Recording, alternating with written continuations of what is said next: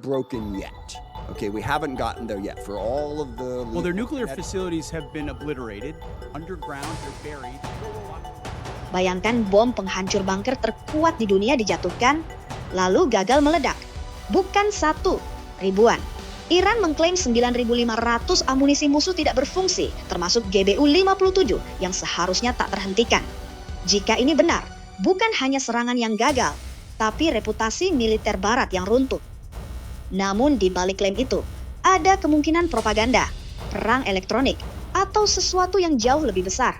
Sementara gencatan senjata retak, ancaman baru muncul, dan Hezbollah membuka front lain. Ini bukan akhir konflik, ini fase baru yang lebih berbahaya. Pertanyaannya, apakah kita sedang menyaksikan kegagalan teknologi atau awal dari strategi perang yang belum pernah kita pahami?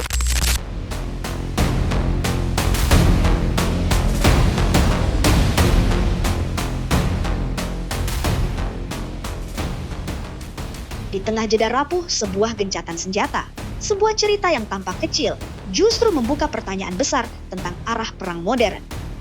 Bukan tentang ledakan yang menghancurkan kota, melainkan tentang bom yang tidak meledak sama sekali. Iran, melalui Korps Garda Revolusi Islam atau IRGC, mengklaim telah menemukan dan menetralisir ribuan amunisi yang gagal berfungsi setelah gelombang serangan udara yang dilakukan Amerika Serikat dan Israel. Angka yang disebutkan tidak main-main, lebih dari 9.000 bom kecil, beberapa rudal canggih, dan bahkan bom penghancur bunker paling kuat di dunia disebut tidak bekerja sebagaimana mestinya. Di titik inilah, narasi perang mulai bergeser, dari kekuatan destruktif menuju pertanyaan tentang keandalan teknologi itu sendiri. Pertanyaannya kemudian menjadi lebih kompleks. Apakah ini benar-benar kegagalan teknologi? Atau ini bagian dari perang narasi yang sama agresifnya dengan perang di udara dan darat? Dalam konflik modern, informasi bukan lagi pelengkap, melainkan senjata utama. Klaim seperti ini, jika dipercaya publik internasional, mampu mengguncang persepsi tentang dominasi militer barat. Namun, jika dilebih-lebihkan, ia tetap berfungsi sebagai alat psikologis yang efektif untuk menunjukkan bahwa Iran tidak hanya bertahan, tetapi juga mampu membalikkan situasi secara simbolik. Di sisi lain, kemungkinan adanya gangguan elektronik tidak bisa diabaikan. Dalam beberapa tahun terakhir, Iran dikenal mengembangkan kemampuan electronic warfare yang cukup serius. Teknologi seperti jamming dan spoofing dapat mengacaukan sistem navigasi berbasis GPS yang digunakan oleh banyak senjata presisi. Jika sistem pemandu terganggu, maka akurasi akan menurun, dan dalam beberapa kasus, amunisi bisa gagal berfungsi sepenuhnya. Jika ini yang terjadi, maka kita sedang menyaksikan pergeseran penting dalam cara perang dijalankan, di mana pertempuran tidak lagi hanya ditentukan oleh daya ledak, tetapi oleh siapa yang mampu mengendalikan spektrum elektronik. Namun ada kemungkinan ketiga yang justru paling realistis.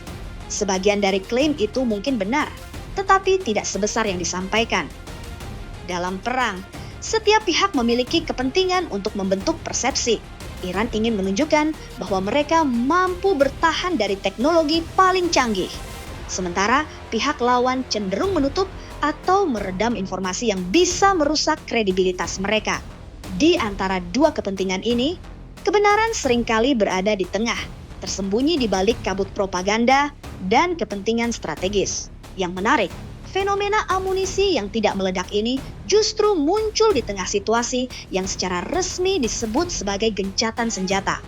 Namun jeda ini sama sekali tidak mencerminkan ketenangan. Negosiasi antara Teheran dan Washington mengalami kebuntuan, dengan masing-masing pihak saling menuduh mengajukan tuntutan yang tidak realistis. Amerika Serikat memperpanjang gencatan senjata secara sepihak, seolah mencoba menahan eskalasi sambil menunggu langkah Iran berikutnya. Di sisi lain, Iran menunjukkan sikap yang jauh lebih berhati-hati, bahkan cenderung menahan diri untuk tidak masuk ke dalam kerangka negosiasi yang dianggap merugikan. Ketegangan semakin meningkat dengan munculnya ancaman blokade angkatan laut terhadap Iran. Ini bukan ancaman biasa. Selat Hormuz adalah jalur vital bagi distribusi energi global, dan Iran memiliki posisi geografis yang sangat strategis untuk mengendalikannya.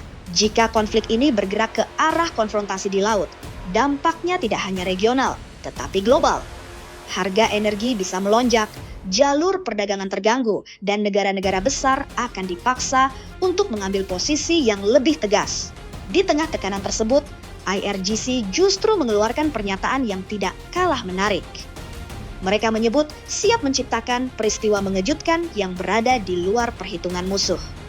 Kalimat ini dalam konteks militer bukan sekadar retorika, ia bisa merujuk pada berbagai kemungkinan. Mulai dari penggunaan taktik asimetris, pengembangan senjata baru, hingga serangan yang dirancang untuk mengejutkan secara psikologis. Dalam banyak konflik sebelumnya, kejutan semacam ini sering menjadi titik balik yang mengubah arah perang secara drastis. Sementara itu, medan konflik tidak lagi terbatas pada satu wilayah. Di Lebanon Selatan, ketegangan antara Hezbollah dan Israel kembali meningkat. Serangan drone, baku tembak, dan evakuasi warga sipil menjadi bukti bahwa front baru sedang terbuka. Hezbollah menunjukkan bahwa mereka masih memiliki kapasitas untuk menyerang, bahkan di tengah tekanan militer Israel. Ini menempatkan Israel dalam posisi yang sulit, karena mereka harus membagi fokus antara ancaman dari Iran dan tekanan langsung di perbatasan utara mereka. Situasi ini menciptakan gambaran yang jauh lebih kompleks dibandingkan sekadar konflik bilateral. Ini adalah jaringan konflik yang saling terhubung, di mana setiap tindakan di satu wilayah dapat memicu reaksi di wilayah lain. Ketika satu front memanas, front lain ikut bergetar. Dalam kondisi seperti ini, kesalahan perhitungan sekecil apapun dapat memicu eskalasi yang jauh lebih besar. Di titik ini, kita mulai melihat bahwa perang ini bukan hanya tentang siapa yang memiliki senjata paling kuat, tetapi tentang siapa yang mampu membaca situasi dengan lebih akurat. Kegagalan bom, jika benar terjadi, bisa menjadi tanda bahwa teknologi saja tidak cukup untuk menjamin kemenangan. Sebaliknya, kemampuan untuk mengganggu, menipu, dan mengacaukan sistem lawan bisa menjadi faktor penentu yang jauh lebih penting. Namun yang paling berbahaya bukanlah kegagalan teknologi itu sendiri, melainkan bagaimana kegagalan tersebut ditafsirkan. Jika satu pihak merasa bahwa lawannya melemah, mereka mungkin tergoda untuk meningkatkan tekanan. Jika asumsi itu salah, konsekuensinya bisa sangat fatal. Inilah yang disebut sebagai kesalahan perhitungan. Dan dalam sejarah perang, banyak konflik besar dimulai dari kesalahan semacam ini. Pada akhirnya, cerita tentang ribuan bom yang tidak meledak ini bukan sekadar anomali teknis. Ia adalah simbol dari perubahan yang sedang terjadi dalam cara manusia berperang. Dari dominasi fisik menuju dominasi sistem. Dari kekuatan ledakan menuju kontrol informasi. Dan dari pertempuran terbuka menuju konflik yang semakin kompleks dan sulit diprediksi. Kita mungkin belum tahu seberapa akurat klaim yang disampaikan Iran. Kita juga belum tahu apakah ini benar-benar tanda melemahnya teknologi barat atau sekadar bagian dari permainan persepsi. Namun, satu hal yang semakin jelas, perang ini sedang memasuki fase baru. Fase di mana garis antara fakta dan narasi menjadi semakin tipis, dan di mana kemenangan tidak lagi ditentukan hanya oleh apa yang terjadi di medan perang, tetapi juga oleh apa yang dipercaya oleh dunia.